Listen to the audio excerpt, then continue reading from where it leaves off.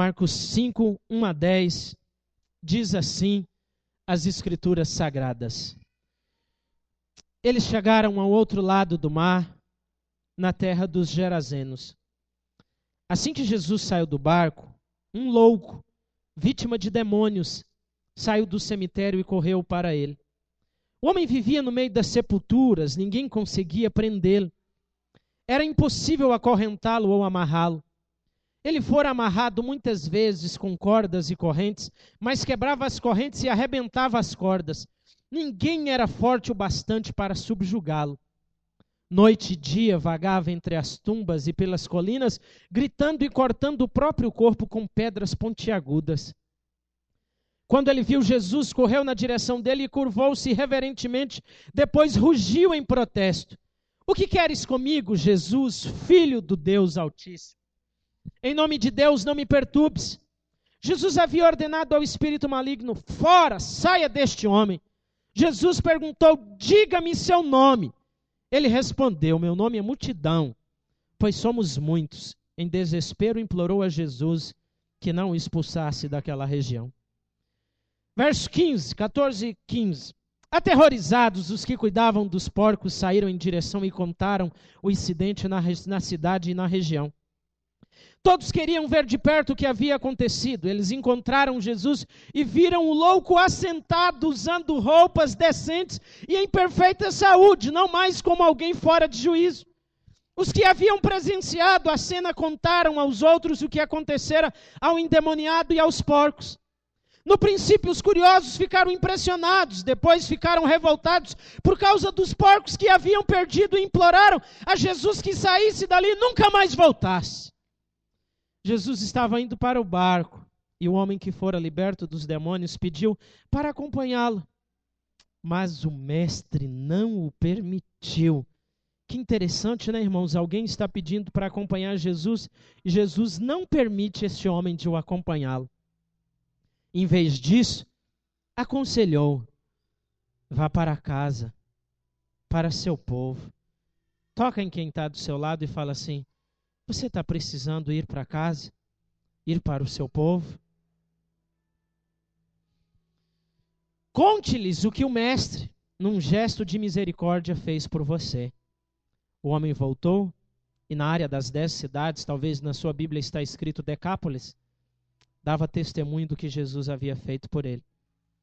Ele se tornou o assunto da cidade. Pai eterno, nós estamos em tua casa. E o Senhor preparou uma noite fantástica para nós. Eu só peço graça para ministrar a tua palavra e que o Senhor continue a fazer o que o Senhor já iniciou a fazer neste lugar. Que haja unção sobre a minha vida e que a minha mente esteja conectada com a mente do Senhor, para que a tua igreja que se reúne neste lugar, nesta noite, seja edificada pela tua palavra, para que todos, ao acabar este culto, possamos dizer, eu ouvi a voz de Deus, para a tua glória, em nome de Jesus. Amém. Irmãos, existem muitas pessoas que têm vivido cativas pelo diabo. Muitas pessoas têm vivido dominadas pelos desejos prazerosos da carne.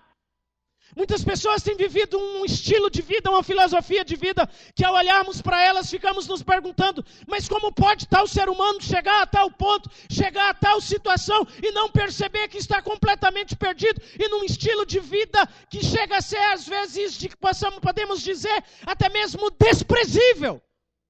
Porque tantas pessoas estão sofrendo. Porque tantas pessoas estão vivendo em dor, em angústia emocional. Porque tantas pessoas estão com dores na alma.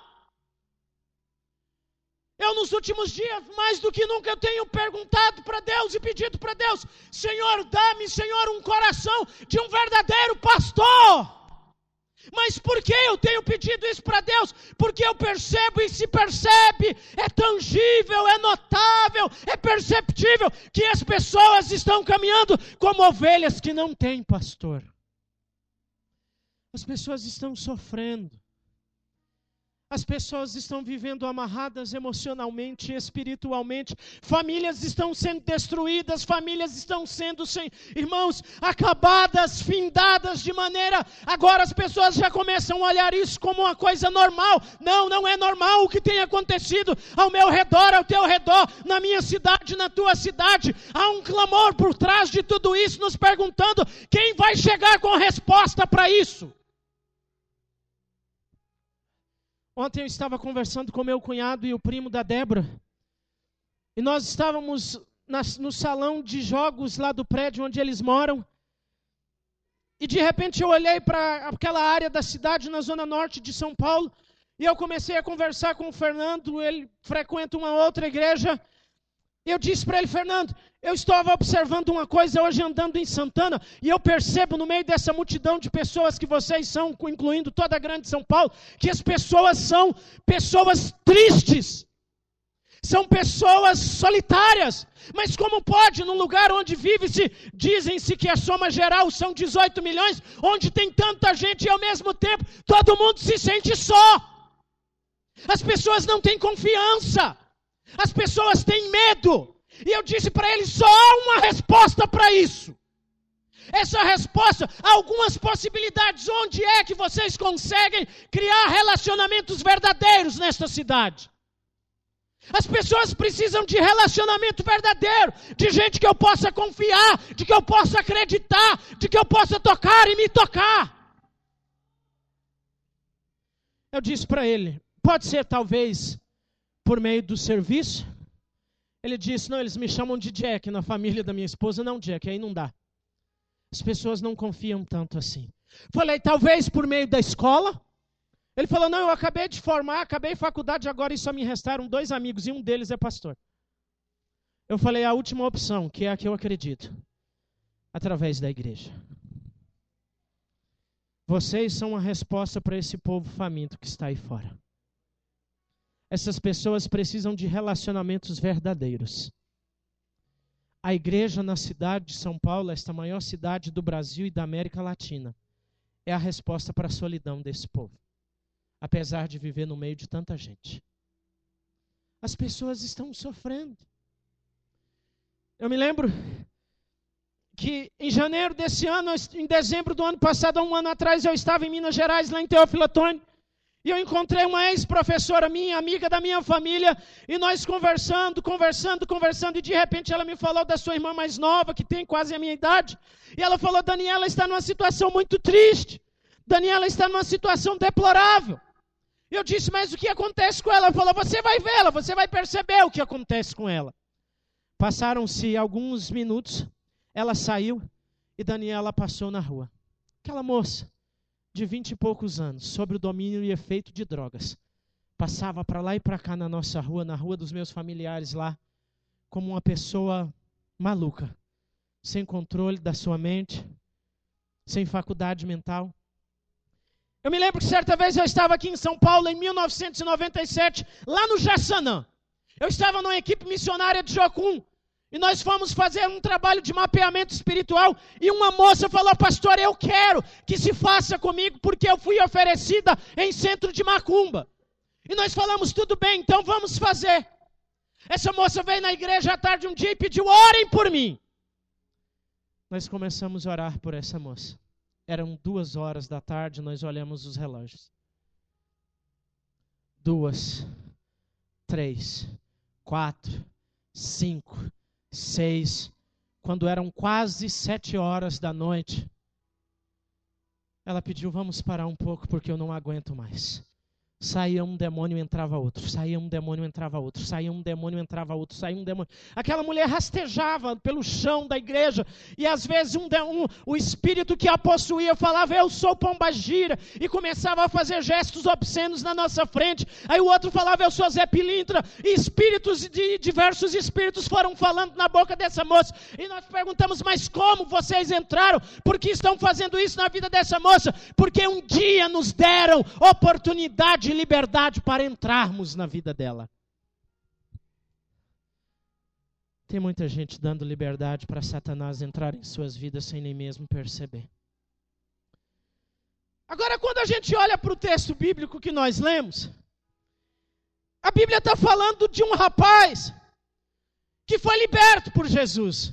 Esse homem vivia um paradoxo, mas por que um paradoxo? Porque ao mesmo tempo que ele é tão livre que ninguém chega perto dele, ao mesmo tempo ele é muito escravo. Porque tem demônios, espíritos malignos controlando a vida dele. Essa história nos mostra 3 forças lutando contra a vida ou a favor da vida desse homem, que acontece do mesmo jeito hoje. Quem são as 3 forças? Primeiro tem Satanás, que destrói sua vida familiar, que destrói seus relacionamentos sociais, que destrói sua saúde física e mental, que rouba a paz e que lhe faz viver como um escravo, literalmente. Vai me dizer que Satanás não está tentando fazer isso agora com as pessoas. Aí tem uma segunda força. Aí surge a sociedade. A sociedade olha para esse homem e diz: não queremos você no nosso meio. Isola o homem. A sociedade olha para esse homem e tenta acorrentar esse homem, porque está escrito aqui. A sociedade olha para esse homem e diz: os nossos porcos têm mais valor do que você. Porque quando Jesus expulsa os demônios e lança nos porcos, eles expulsam Jesus por causa dos porcos. Dizem para Jesus: não queremos você aqui. Saia do nosso meio. E a terceira força está aqui. É Jesus, que vai ao encontro desse homem. Mas como que foi esse encontro? O encontro se dá, Jesus tinha acabado de sair de uma tempestade e dizem alguns estudiosos que essa tempestade até mesmo foi causada por demônios que não queriam que Jesus chegasse até aquele lugar. E quando vai se aproximando, se ouve gritos de horror. Imagine a cena, esse homem sem roupa, andando para lá e para cá. A Bíblia diz que ele pegava pedras pontiagudas e começava a cortar o seu corpo. É este o cenário que Jesus vai ao encontro deste homem. Aí quando Jesus olha, tem um homem ferido. Tem um homem sangrando, com pedras em suas mãos, se cortando, furioso, possesso, completamente dominado por demônios. Mas quais eram as condições deste homem? É um anônimo, não tem identidade, não tem nome, não tem linhagem, não tem referência. É um homem sob domínio absoluto de forças malignas. O texto diz possesso de espíritos imundos. É um homem que não tem mais equilíbrio mental. É um homem que não tem mais pureza. É um homem que não tem mais gosto pela vida. Tem muita gente que vive ao seu lado e que não tem mais gosto pela vida. E talvez você não percebeu isso ainda. É um homem que não se deixava ser dominado por forças físicas, mas forças espirituais o controlavam completamente. É um homem que não tem descanso. O texto diz que ele anda dia e noite sem parar. É um homem que não tem mais amor próprio, porque ele próprio se fura, se corta com pedras. É um homem que não tem mais coerência nos seus raciocínios, mas por quê? Ele é meio que esquizofrênico. Como assim? Ele adora Jesus e diz: não me atormente. Mas como que ele adora Jesus e diz para Jesus: não me atormente? É um homem que não tem identidade, que não sabe mais quem é. É esse homem que Jesus vai ao encontro. Não tem mais brandura, o texto diz que ele é furioso. Você já imaginou você falar com uma pessoa que é furiosa o tempo inteiro? Você já imaginou lidar com uma pessoa que é furiosa o tempo inteiro? Como é difícil conversar com gente assim? Esse homem é furioso, é um homem que não tem mais pudor, não tem honra. Já havia muito tempo que não se vestia mais. Imagine, dê-me a liberdade. Esse homem é o peladão da cidade que fica passeando dentro do cemitério sem roupa. Não tem mais pudor, ele já não tem noção mais do que é honra para si. É um homem que vive na solidão. Ele vive só, ninguém se aproxima. Ninguém chega perto. E Jesus vai ao encontro desse homem, expulsa os seus demônios e liberta esse homem. O que esse texto pode nos ensinar? O que essa história nos ensina? O que essa história pode trazer para a minha vida e para a tua vida? Primeira coisa, essa história revela a extensão do amor de Jesus Cristo de Nazaré. Como assim? Mas por quê? O texto, os estudiosos dizem que ele faz um trajeto perigoso. Tem uma tempestade que alguns dizem criadas por espíritos malignos. Ele enfrenta uma tempestade à noite, simplesmente para salvar esse homem, que todo mundo diz para ele, não tem lugar para você no nosso meio. Ele passa, ele vai ao encontro do homem, que todo mundo diz, não, eu te rejeito, eu não te quero próximo a mim. Jesus vai a Gadara somente por causa deste homem que a sociedade já excluiu. Eu quero lhe dizer uma coisa nesta noite em nome de Jesus. Se você tem um parente, se você tem um amigo, se você conhece alguém que todos dizem não dá mais para ele não tem mais jeito, diga para ele assim, não, em nome de Jesus eu não aceito, porque a história do Gadareno me mostra que Jesus restaura e cura todo ser humano. Jesus pode fazer isto. Essa história nos mostra que o amor de Deus é tão grande que nós não conseguimos medi-lo. Essa história nos mostra que o amor de Deus é tão profundo que não dá para imaginar alguém que não possa ser tocado por ele. A sociedade toda diz, sai! Jesus diz, vem. A sociedade toda diz, nós te deixamos. Jesus diz, eu vou até você. Tem muita gente precisando conhecer esse amor de Deus.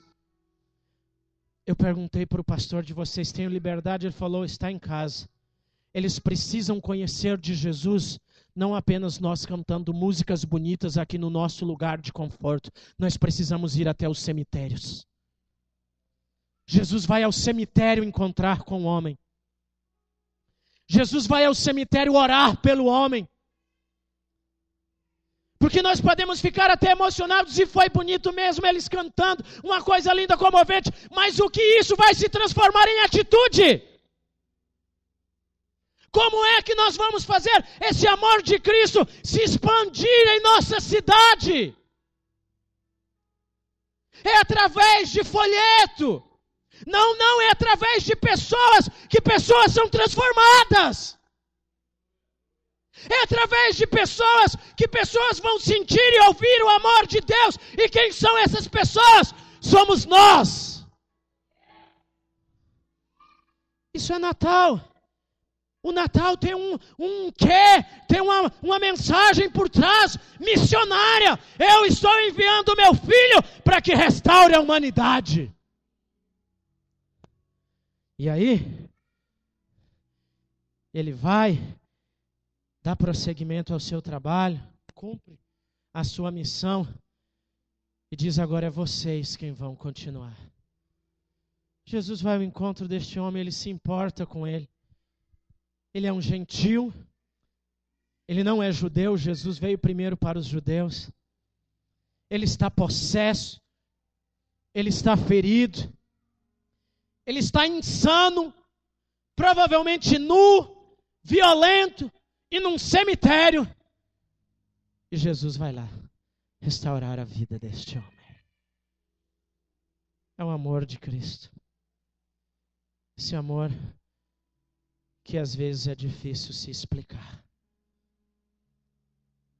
A primeira lição que esse texto nos ensina é a extensão do amor de Jesus. A profundidade do amor de Jesus. Ele vai nesse lugar só para tratar com esse homem. A segunda coisa é que parece que nós esquecemos isso. Parece que nós desaprendemos, mas nós já ouvimos isso em escola dominical, em diversos cultos. A segunda coisa que eu aprendo neste texto é que ele revela o grandioso poder do nome de Jesus. Ah, mas por quê? Quando Jesus se aproxima, os demônios se sentem atormentados. Eles se incomodam porque Jesus está chegando. Ô meu irmão, fala para quem está do seu lado aí, o nome de Jesus tem muito mais poder do que a gente imagina.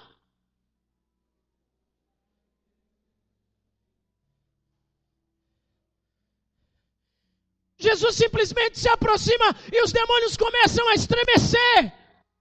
Mas por quê? Porque o Mestre está chegando, porque o Deus da vida está chegando, porque Jesus Cristo está próximo. Porque onde o nome de Jesus é anunciado, há transformação. Porque onde o nome de Jesus é honrado, tem vida abundante.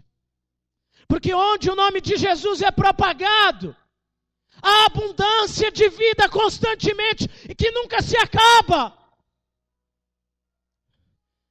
Nós precisamos nos lembrar o grandioso poder do nome de Jesus. Irmãos, eu não estou te falando de uma marca de um carro, de uma montadora de carro, de uma empresa que é excelente em marketing. Eu estou te falando do nome de Jesus de Nazaré, que transforma a vida do ser humano. Que as forças espirituais reconhecem. Porque quando ele chega, ele não chega anunciando, eu estou chegando. Mas o mundo espiritual começa a se mover porque ele está se aproximando.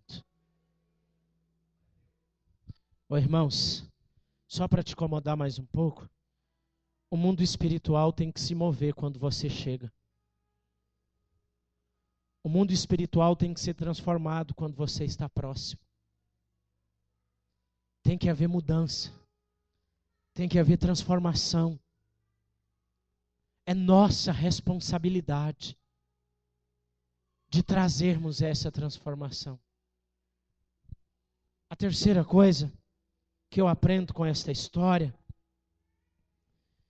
é que é impossível alguém estar tão esquecido que nunca mais tem uma chance. Como assim? Ele está só, jogado, abandonado. Toda a sociedade deixou, todo mundo abandonou. Opa! Deus não se esqueceu. A sociedade toda já disse, não tem lugar para ele, aqui não é para ele, nós não queremos. Talvez alguns já tinham até dito, não, esse rapaz não tem valor algum, mas Jesus diz, não, comigo é diferente. Eu vou ao encontro dele. Não tem ninguém que possa estar abandonado, esquecido, que nunca mais tem uma chance com Deus. Jesus vai lá. Lugar recriminado. Era um lugar abandonado, os judeus não gostavam. Um homem como este nunca mais teria uma segunda chance na vida se dependesse de um ser humano lhe ajudar. Mas foi Jesus que foi ao encontro dele. Gadara era um lugar esquecido, abandonado pela religião. Era abandonado pela religião, não por Jesus. Eu não sou religioso, você não é religioso ou religiosa. Nós somos seguidores de Jesus. É muito diferente. E a quarta coisa. É impossível um mal, por maior que for ou que seja, ele ser definitivo. Quem tem a última palavra sempre é Deus. Como assim? Mas é muito intenso, Jesus. Olha a situação desse homem, Jesus. Você vai chegar perto dele, o mal dele não tem mais jeito. Não tem jeito sim, porque é Jesus que vai até lá. Não dá mais para resolver a situação. Meu irmão, não me diga isso, sabe por quê? Porque se Jesus chegar, tudo pode se transformar. Porque foi ele quem chegou. Por mais intenso, por mais profundo que seja o poder do inimigo, o poder de Deus sempre será maior. É potestade, é principado, pastor, não importa. É Jesus quem está chegando. Para Cristo, para quem vive com Cristo, nada é definitivo. A sua luta, as suas dificuldades, as suas dores, as enfermidades que você possa enfrentar. Nada é definitivo enquanto Jesus não der o seu parecer. Nada Nada pode ser definitivo se Jesus não der o seu parecer. Jesus vai lá e cura o homem. O que dizer desse homem agora? Antes um louco, agora em perfeito juízo. Antes, andando de dia e de noite, agora quieto e devotado. O texto diz que ele está sentado. Antes nu, agora vestido. Antes possesso de demônio, agora aos pés de Jesus. Antes perigoso, agora uma bênção para as pessoas. Antes um problema para a sua família, agora a grande bênção da sua família. Antes queria se afastar de Jesus, agora ele pede: mestre, deixa eu te seguir. Antes andava no cemitério, nos sepulcros, agora ele transmite vida. Antes instrumento de morte, agora missionário de Jesus de Nazaré. Antes vivia de forma desregrada, agora obedece sempre às palavras de Jesus. Oh, irmãos, você consegue imaginar a cena? Aquele homem que vivia afastado, causando medo em todos. Agora, quando ele está sentado, as pessoas passam e perguntam: mas você não era aquele cara que ficava lá no cemitério? Sim, eu era. Mas esse homem aí, chamado Jesus de Nazaré, transformou a minha vida. Esta é a mensagem do Natal, que Jesus continua transformando. Esta é a mensagem do Natal. Deus se transformou em homem para curar o mal da humanidade. E esta é a mensagem que eu e você temos que pregar. Então a pergunta para nós nesta noite é: eu estou falando deste Jesus? A minha vida transmite Jesus? Tem algo muito interessante acontecendo no final dessa história. Quando ele quer seguir a Cristo, Cristo diz: não, volta para sua casa. Irmãos, ele tem menos de 1 hora de conversão. Vamos colocar aqui, vamos dar bastante tempo. 2 horas de conversão e Jesus está falando: você é o meu primeiro missionário lá em Decápolis. Ah, mas eu não sei falar de Jesus, eu tenho 10 anos de igreja, eu não sei falar. Ele tinha 2 horas só de conversão. Ah, eu não consigo falar. Ele não passou por nenhuma classe de escola dominical. Ah, mas eu não sei falar. Ele nunca tinha participado de um culto de domingo igual você participa todo ano. 2 horas apenas de conversão. E pregando Jesus de Nazaré. Jesus fala: volta, filho. Vai para as 10 cidades. Fala do meu nome lá.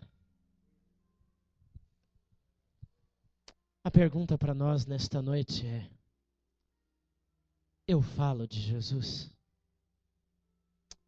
Porque, irmãos, agora eu estou solto, hein? Agora vocês me seguram. É muito fácil você cantar aqui quando você está aí junto com esse povo do seu lado. Ninguém te ofende aqui. Se ela falar alguma coisa para essa irmã, eu conheci ela, jantou com a gente na casa do pastor Ramsés. Ela vai falar com ela com carinho e amor. Aqui é muito gostoso. Aqui tem tudo para a gente. Mas o nosso lugar não é aqui. Não é aqui dentro. Aqui dentro é só lugar de sermos cheios de Deus para desembocarmos lá fora. Se não, Deus vai parar de dar bênçãos para nós, porque Ele vai falar: estou jogando bênção fora. Para que eu vou encher eles do Espírito Santo só para eles ficarem brincando entre eles? O Espírito Santo é para pregar. É para fazer missão. Vai descer sobre vós o Espírito Santo e vocês vão ser minhas testemunhas. É essa a mensagem.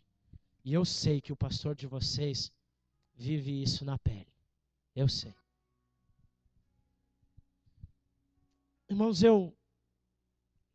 às vezes, eu sou meio doido, porque eu fico pensando demais.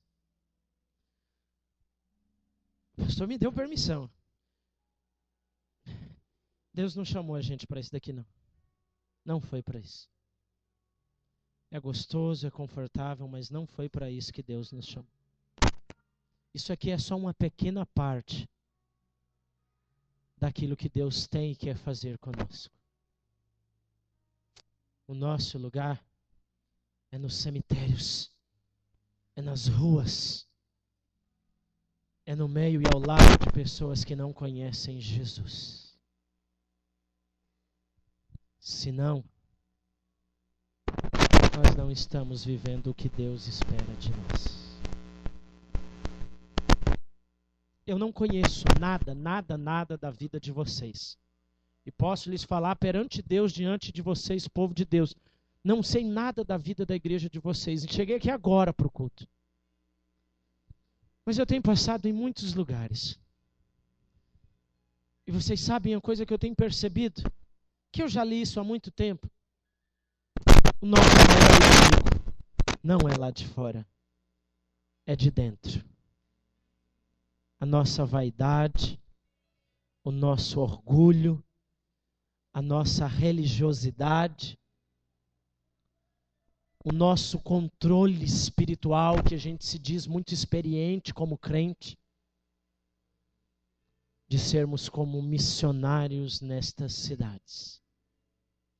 Então eu quero pedir a vocês em nome de Jesus, eu já estou acabando para eu não estourar o tempo. Não deixem isso acontecer no meio de vocês. Em toda a narrativa bíblica tem um exemplo claro.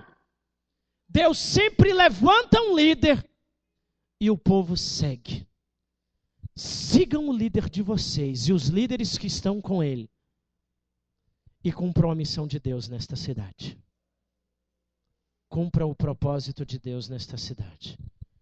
Irmãos, eu tenho visto igrejas cheias de potencial que estão perdendo para si mesmas. Por quê? Porque vive brigando entre eles o tempo inteiro. E aí o diabo fica aplaudindo e dizendo: nossa, vocês estão fazendo tudo que eu queria que fizessem. Eu estou ganhando de vocês sem vocês perceberem. Esta é a mensagem. O Natal é isso. Coloca tudo de lado que possa atrapalhar e anunciem Jesus de Nazaré. Amém. Amém. Natal é Jesus. E Jesus, na sua essência, é missão. É falar de Deus. É falar do amor de Deus. Vamos fechar os nossos olhos. O seu nome é Emanuel, esperança de Israel, Jesus. Anjos cantam hinos de louvor ao Rei dos Reis, menino.